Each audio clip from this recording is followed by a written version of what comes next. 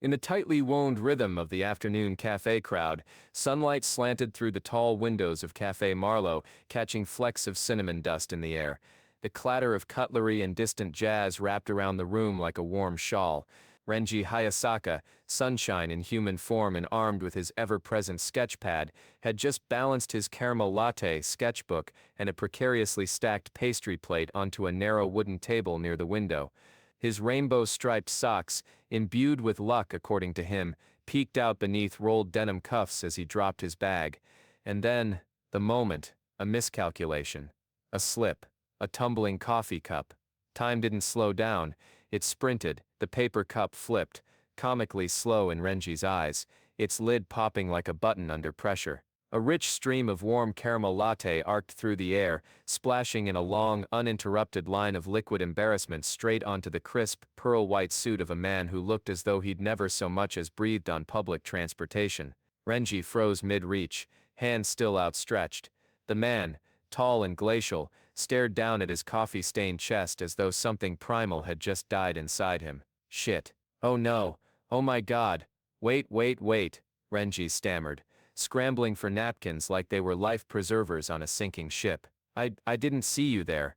I wasn't. Oh crap, your suit. That's like Chanel? Armani? Shit. Is it silk? Every fiber of Kaito Aizawa's perfectly sculpted jaw seemed to tense one after another. His dark eyes, colder than the granite countertop beside him, lifted to Renji with the full force of a corporate hurricane that had just been served an espresso bath. Renji babbled on, blotting ineffectually at the stain with shaking fingers. I'll pay for the dry cleaning, or a new suit. I mean, not exactly right now, but like installments? Or, oh god.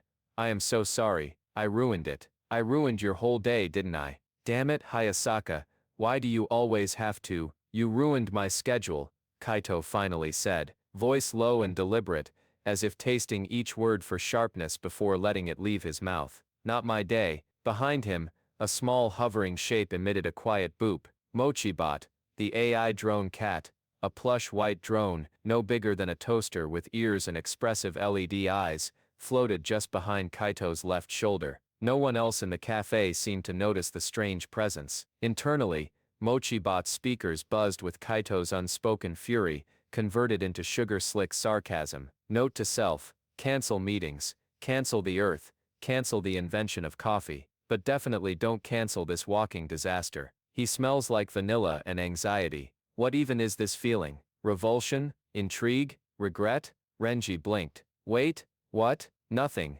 Kaito said smoothly. You're clearly too disorganized to comprehend silence. The tension was suffocating. People were starting to glance over. A barista hovered near the register, eyes wide, trying to assess whether this would turn into a lawsuit. Renji took a half step back, his sketchpad clutched against his chest like a shield. He'd been humiliated before, at art shows, in critiques, on blind dates, but there was something uniquely piercing about this man's gaze, like he wasn't angry, just disappointed by the very concept of Renji's existence. I can leave, Renji said, his voice cracking at the edges. I really didn't mean to. Stay, Kaito said, like issuing a boardroom command. Sit.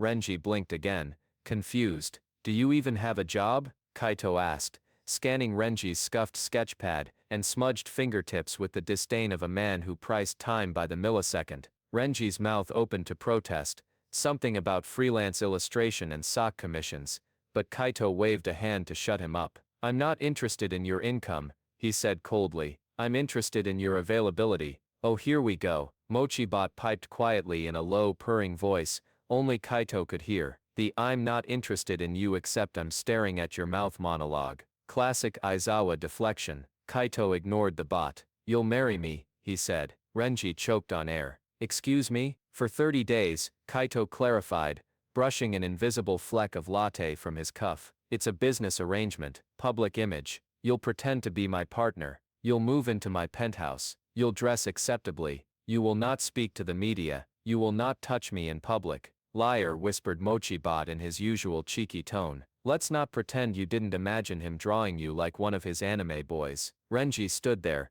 mouth slightly agape. You want me to, what? Pretend to be your husband, because I spilled coffee on you? No, Kaito said, smoothing his tie. Because you're invisible enough to be useful. desperate enough to agree, and loud enough to make people notice. You're the exact disaster I need. Translation, Mochibot purred. You're lonely, he's cute. Your frozen soul just found a heat source. Renji gaped. Is this a joke? I don't joke, Kaito replied. And he didn't. There was no humor in the tight precision of his suit, in the way his phone buzzed with messages he didn't check, or in the expressionless calm with which he proposed life-changing contracts like they were Tuesday meetings. Renji shook his head. You don't even know me, that's the point. Cue the panic attack in 3, 2. Oh wait, that's me, Mochibot muttered. The cafe had grown silent again, watching them with the muted anticipation of a rom-com scene teetering toward climax. But there was no kiss, no swelling music, just a twitch of Renji's eye, and the slow-burning horror that maybe, just maybe, this Ice Prince executive was serious, and for reasons Renji couldn't explain, not even to himself, he said the words he never expected. Fine, Kaito extended his hand. Renji stared at it. It wasn't a handshake, it was a contract written in flesh and hesitation. He took it, and somewhere above them, Mochibot spun slowly, its LED eyes flashing pink. Oh dear, this is either a disaster or a love story, maybe both. The first time Renji Hayasaka stepped into Kaito Aizawa's penthouse, he nearly turned around and walked back out. The air was cold, not temperature-wise, but emotionally. It was like stepping into a museum curated by someone who had never experienced comfort or intimacy. A massive expanse of glass and black marble stretched in every direction, interrupted only by sharp metal angles and the gentle hum of automated systems. The walls didn't display photographs or memories. There were no personal items. No shoes at the entrance, no lingering scent of cooking or warmth. It was sterile, soulless, a high-functioning graveyard for feelings. Renji's boots squeaked awkwardly against the spotless floors as he took a hesitant step forward, his duffel bag slung over one shoulder, his sketchpad clutched tightly in his arm like a shield. He felt like a drop of paint in a gallery of obsidian. His socks, purple and yellow today, with little animated onions on them, might as well have been crimes. Kaito stood across the room, backlit by a wall of floor-to-ceiling windows that showcased the skyline in pristine clarity. The late-day sun haloed him like an emperor. His face, as always, was unreadable. You're late, he said, without turning around. Renji looked at the clock. 4 minutes past noon. Train delay, he muttered. Not that it mattered.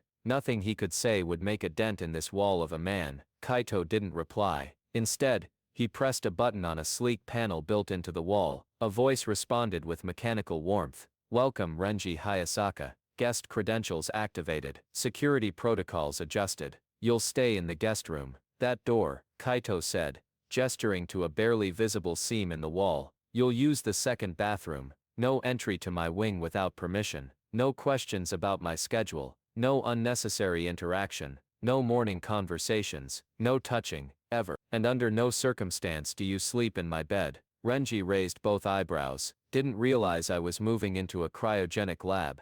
Do you guys ever do normal things like, I don't know, sit on couches or drink juice? Kaito turned to face him, his expression flat. I don't drink juice. Renji opened his mouth, then closed it again. There was no point. As he stepped further in, something against his chest warmed. The enchanted necklace, a thin silver chain with a tiny stone set in an irregular swirl of copper, had begun to glow. It hadn't done that all day, not even at the cafe, but now it pulsed faintly, a soft red rhythm like a heartbeat. The charm had been a gift, a joke from a street vendor who claimed it would detect lies. Renji had never really believed it until it flared like a siren. The second Kaito uttered one quiet sentence on their first night in the apartment. I don't care about you. The words weren't dramatic. There was no tension in Kaito's face, no tremble in his voice, but the necklace had glowed bright red, urgent and unforgiving. Renji looked down at it, stunned, then up at Kaito, who didn't even flinch. You have a thing, Kaito noted, eyeing the pendant. Remove it if it's going to blink like that. Renji stared at him. It glows when people lie. I don't lie, Kaito replied immediately. The necklace pulsed again, red. Renji laughed, short and dry. Okay then. Life in the penthouse settled into a rhythm, a cold, suffocating rhythm. Kaito was never quite gone, and never really present. Renji would hear his footsteps in the morning, precise and timed, like the ticking of a clock. They'd pass each other in silence, Kaito dressed in another flawless suit, Renji in mismatched clothes and half-zipped hoodies. No good morning, no nod, nothing. Renji's attempts to start casual conversation were consistently met with icy silence or a raised eyebrow that somehow made him feel like a child who had wandered into a board meeting with jelly on his face. Dinner was even worse. When they ate in the same space, it was like performing for invisible cameras. Kaito never commented on the food. No matter how many times Renji tried something new or accidentally dropped a fork, every effort to provoke emotion was met with the kind of stillness that felt like judgment. And every so often, Kaito would say something clipped and weaponized. You should really stop slouching, it makes you look smaller. Why do you wear those socks? Are you 7? Your sketches are fine, if you're aiming for mediocrity. Each time, the humiliation wasn't just in the words, but in how effortlessly they were delivered. No anger, no heat, just surgical coldness. Renji stopped replying after the 4th evening, and just listened to the sound of his own self-esteem shriveling like a forgotten leaf on a windowsill. The necklace never stopped working. Every time Kaito claimed not to notice him, not to care what he was doing, not to be affected by his presence. Red, deep red, angry red, flashing like it wanted to scream. Renji eventually stopped reacting to it. The humiliation of knowing the truth didn't help. If anything, it made everything worse, because Kaito did care, and he was choosing not to show it. That kind of rejection was more brutal than any outburst or fight. And yet, in the quiet hours, Renji would sometimes hear movement outside his door, a pause, the faintest shuffling. He never opened it. He didn't need to.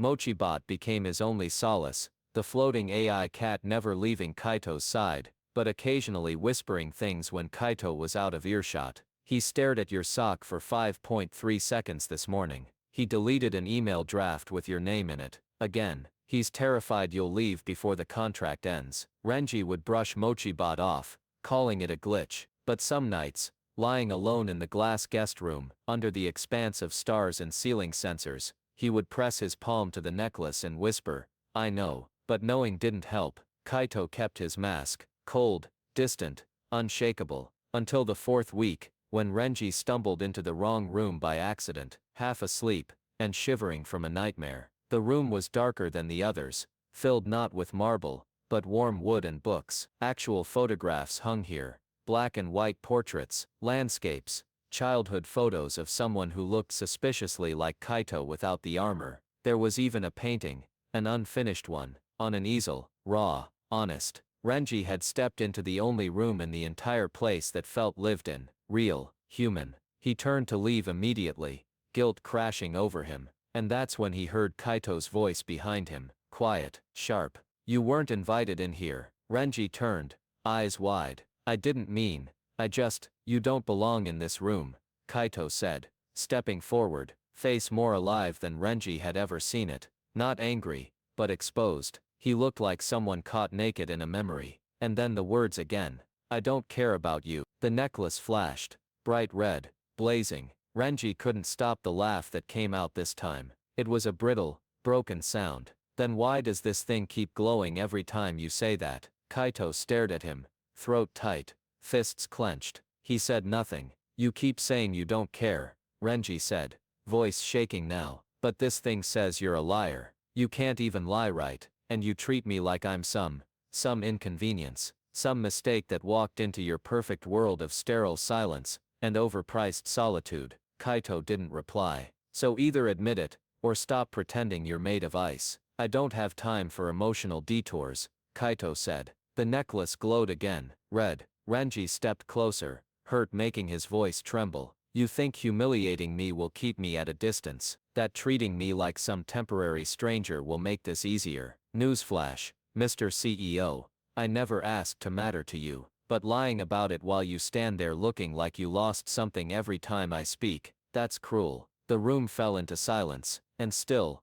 Kaito said nothing. He just turned and walked out, and for the rest of the night, the penthouse was quiet, but the guest room's lights refused to dim, as if the entire building had decided to stay awake with Renji, a silent witness to a truth neither of them had the courage to face. The necklace glowed faintly on the bedside table, pulsing like a wound that wouldn't close. The gala was held in a crystalline atrium, suspended over the city, glittering like a fallen star. Above, a vaulted dome of enchanted glass filtered the moonlight into soft prismatic rainbows. Below, Tokyo's skyline pulsed like circuitry. Renji Hayasaka had never felt so out of place in his life. A champagne flute trembled in his hand. He gripped it tighter, trying not to let the sweat on his palms betray him. The suit Kaito had provided fit perfectly, tailored down to the millimeter, but it still didn't feel like his. It was sleek, severe, and the color of storm clouds. No hint of his usual charm,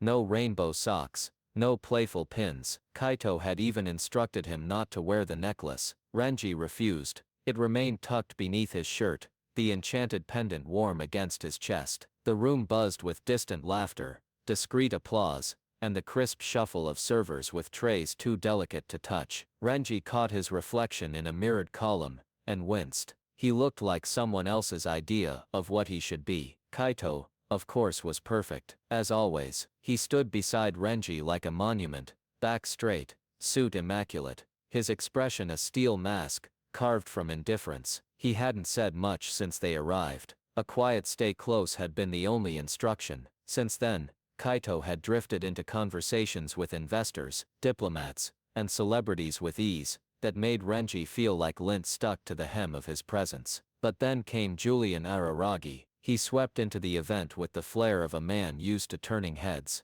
tall, effortlessly elegant, with silver hair that caught the light like moonlight on blades. His smirk was the kind that had toppled fortunes and charmed headlines. He wore a velvet jacket, lined with tiny foxes embroidered in gold thread. Renji had never met Julian before, but the way Kaito stiffened at the sight of him made it clear. This man was not just a rival, he was the rival. Julian's eyes found them instantly. He glided toward Kaito with feline precision, a wine glass twirling between his fingers like a weapon. "Kaito," Julian said with a smile, too polite to be sincere. "I see the rumors were true." His gaze flicked to Renji. "You brought company." Renji offered an awkward smile. "Hi, I'm Julian," cut him off. "The new contract, fascinating. I always thought you preferred things colder." Kaito didn't react. Not visibly, but Renji saw it, the subtle shift in his jaw, the tightening at the corners of his eyes. "We're very close,"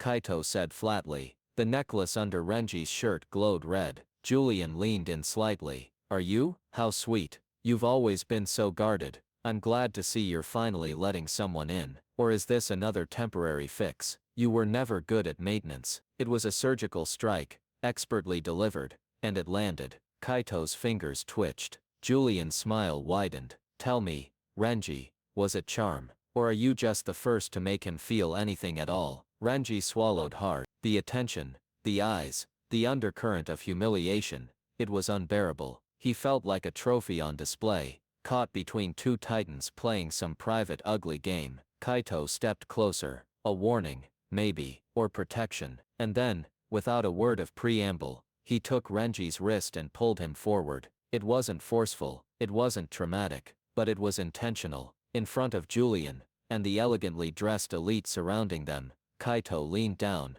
and Renji didn't register much. Only the blur of motion, the closeness, the scent of Kaito's cologne, cool, citrus, restrained, the shocking warmth of his hand. A camera flashed somewhere. Applause swelled from another part of the room. But in that circle of frozen seconds, it was just the two of them, and the roaring sound of Renji's heartbeat in his ears. When Kaito finally released him, Renji stumbled back half a step, blinking. Julian's eyebrows were raised, but his smile faltered. "Well, that's new." Kaito didn't say anything. He turned away, taking Renji with him, and left Julian standing in a puddle of his own charm. They didn't speak again until they reached the far edge of the atrium. Renji's voice cracked. "You didn't have to do that." Kaito's tone was clipped. He wouldn't have believed anything less. "That wasn't part of the deal," Renji snapped. "Humiliating me like that, like I'm some object you can weaponize." "You weren't humiliated,"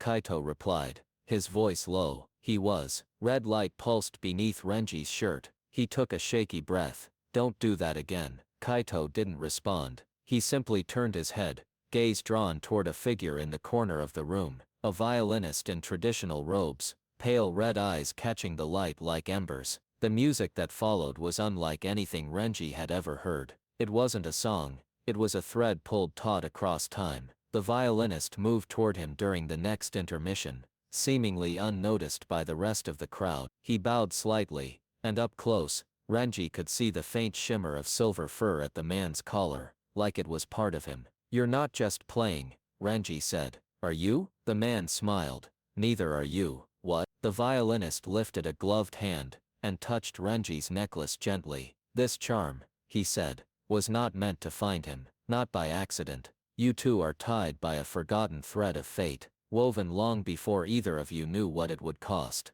Renji stared. What kind of fate? But the violinist was already stepping back, his smile cryptic, his outline flickering at the edges. "You'll see," he said. "But threads don't like to be ignored, they tighten." And then he was gone, lost in the sway of the music and mingling guests. Renji stood there, disoriented. Everything suddenly felt heavier. The fake kiss, the lingering glow of the pendant, the way Kaito kept his eyes turned away. That night, as they left the gala, Renji didn't ask why Kaito's hands had trembled for a split second after the kiss, and Kaito didn't ask why Renji had looked more hurt than surprised. But Mochibot hovered just behind, silent for once, its soft whir strangely solemn. The thread had begun to pull, and neither of them could pretend it wasn't there anymore.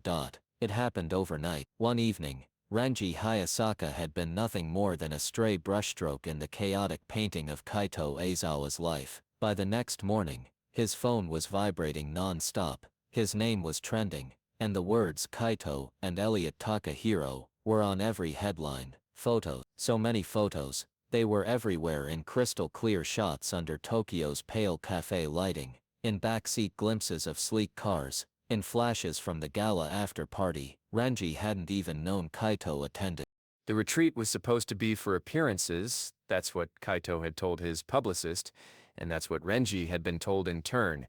A curated illusion, an executive mindfulness escape at a luxury eco-resort on the edge of a tropical island. But no one had prepared them for the storm. They arrived just before it hit. Sky already bruising, wind starting to scream. The ocean looked like it was holding its breath. Renji stepped into the bungalow with damp hair, a soaked hoodie clinging to his skin, and the unmistakable realization that this was a mistake. There was one bed, a single, low-set frame with white linens, and a thatched canopy. The room was spare but warm. Wood floors, stone walls, hanging lights dimmed like candlelight. Outside, rain battered the windows in growing gusts. "This was the last available unit," Kaito said flatly, already removing his jacket and shaking out the rain. "You're kidding," Renji muttered, peeling his hoodie off and trying to flatten his wet curls. "One bed? On a trip booked for a fake marriage? It's not relevant," Kaito replied. "Sleep however you want. I'll take the floor." Renji stared at him, incredulous. "Are you seriously going to lie on a stone floor with a storm outside, like you're some noble sufferer from a Greek tragedy?" Kaito didn't answer. He didn't have to. They ate quietly, watching the windows rattle under the wind. The lights flickered twice, the second time lingering just long enough for the room to feel haunted. By the time the thunder began, deep physical cracks in the sky, Renji had folded his arms, pacing barefoot. "This isn't a retreat," he finally said.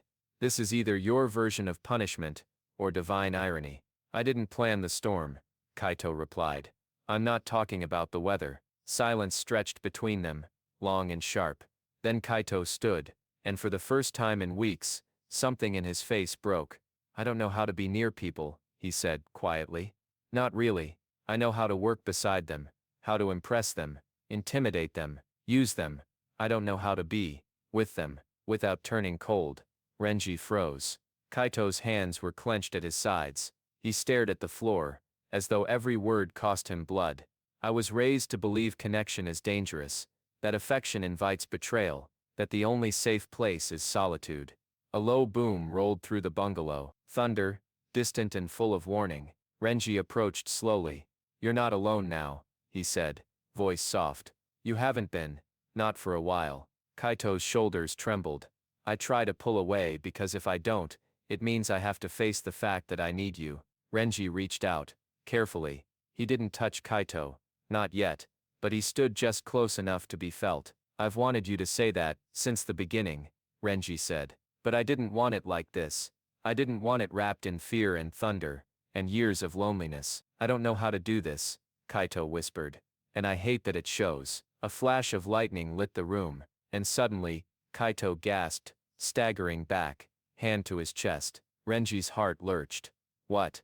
A strange heat shimmered in the air. For a moment, Kaito's veins pulsed with faint blue light beneath his skin, glowing in the lightning's afterglow. His breath caught, eyes wide with something between pain and awe. What's happening to you? Renji asked, moving closer. Kaito dropped to one knee, fingers digging into the floor. I don't know.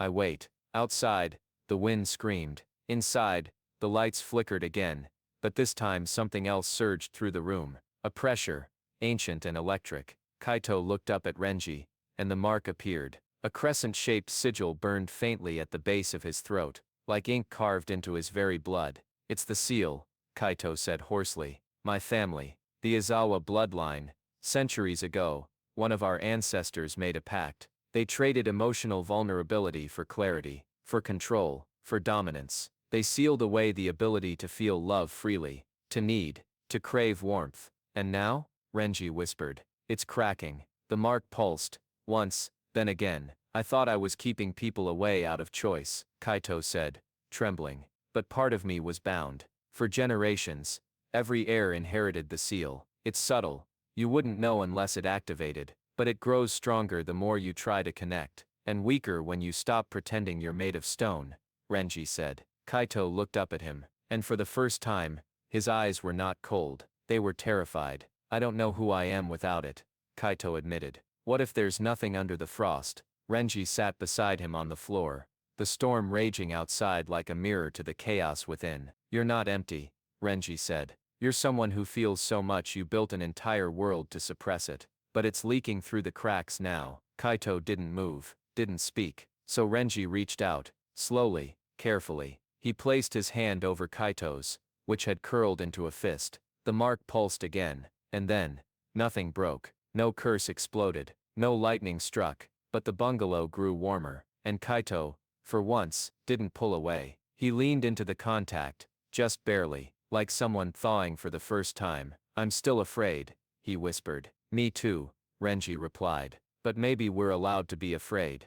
Together. The thunder softened, as if the sky itself had exhaled. And for the first time, Kaito let his defenses down, not with dramatic declarations, not with promises, but with the quiet, unguarded surrender of a man no longer willing to run from the warmth, pressing gently against his hand. The 30th morning arrived like a betrayal disguised as sunrise. The penthouse, usually silent but alive, with the humming presence of Renji's footsteps, his scattered pencils, his laughter muffled under sarcasm, was now silent in the truest sense, gutted, emptied of color. Renji stood at the doorway, with his backpack slung over his shoulder. The enchanted necklace hung from his neck, dim and quiet. There were no sparkles left in the air, no more lies to catch. He had left his sketchbook on the table, deliberately, a final sketch drawn the night before. Kaito, half turned in the kitchen, face unfinished, cold lines, melting into softness that Renji couldn't bring himself to finish. Kaito stood across the room,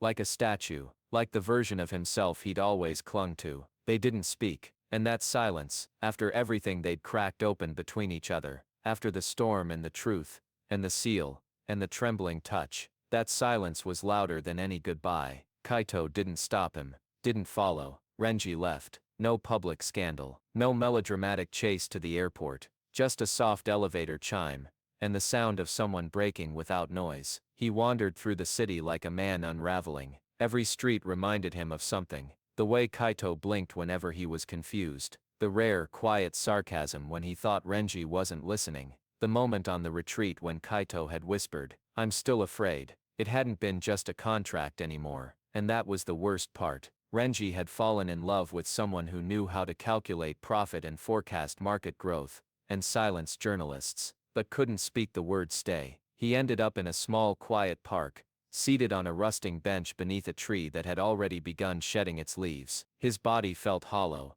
like a vessel that had poured out more than it was built to hold. That's when Leona-sama appeared. No warning, no wind, just the soft ringing of chimes and the subtle shift in reality that followed her everywhere. She stood in the shade, her robes flowing like smoke in slow motion, her eyes fixed on him with the same calm sorrow as the first night they'd met. "You left," she said. Renji didn't respond. He couldn't. "You left," she repeated.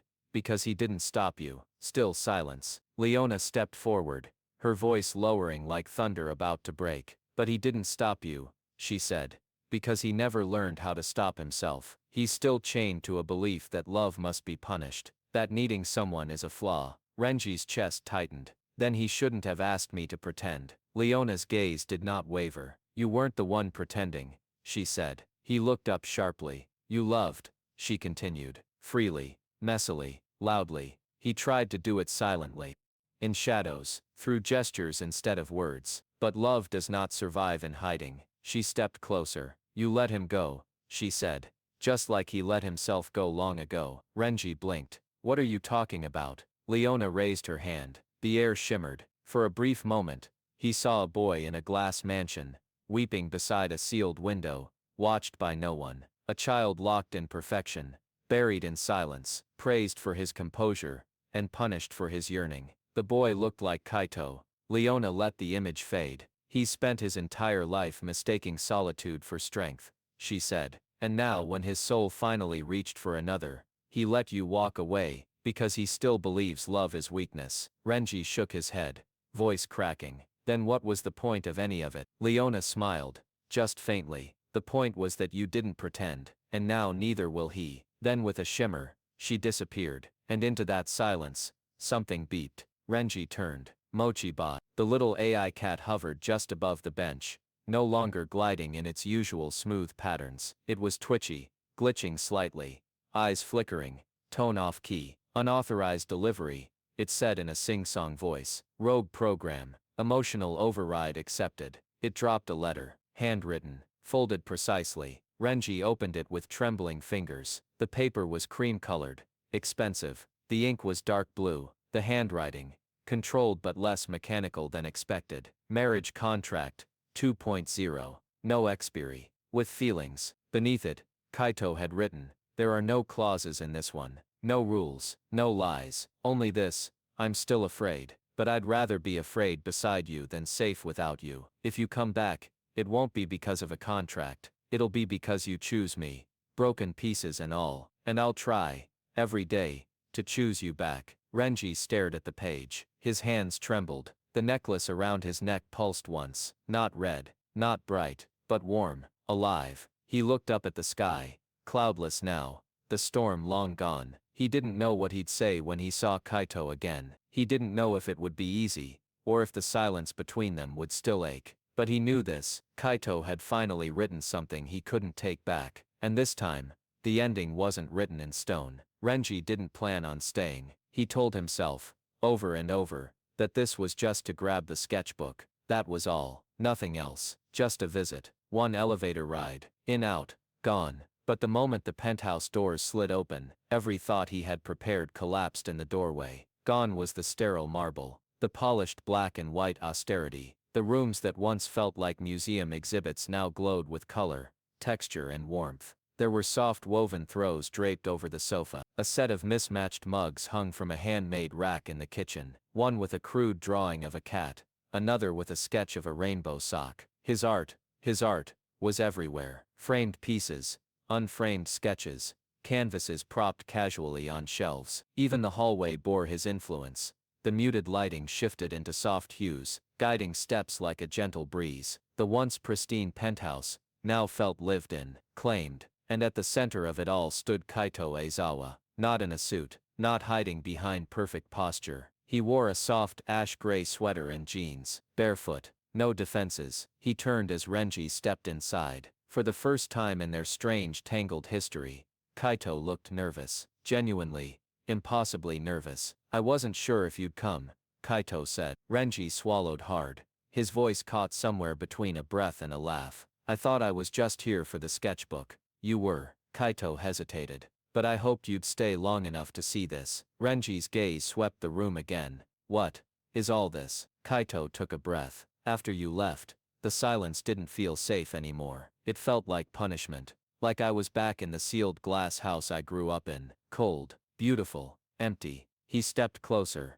slowly, as though afraid Renji might vanish. So I tried to remember what it felt like to have you here, not just in presence, but in color, in sound, in warmth. Renji's eyes stung. He blinked it away. You didn't have to change the whole place. I didn't, Kaito said. You did. I just finally let myself see it. Then from behind the sofa, Mochibot buzzed up, strangely quiet, its glowing eyes dimmed to a gentle pink. Without saying a word, it hovered between them, offering a small velvet box. Kaito took it, and knelt. No flash, no reporters, no elegant performance, just Kaito Aizawa, quiet and steady, looking up at the one person who had cracked open a seal, older than blood. No contracts, Kaito said. No time limits, no pretending. I don't want to be safe from you. I want to be with you, as long as you'll have me. Renji stood frozen, heart pounding so loud, it nearly drowned the soft clink of the velvet box opening.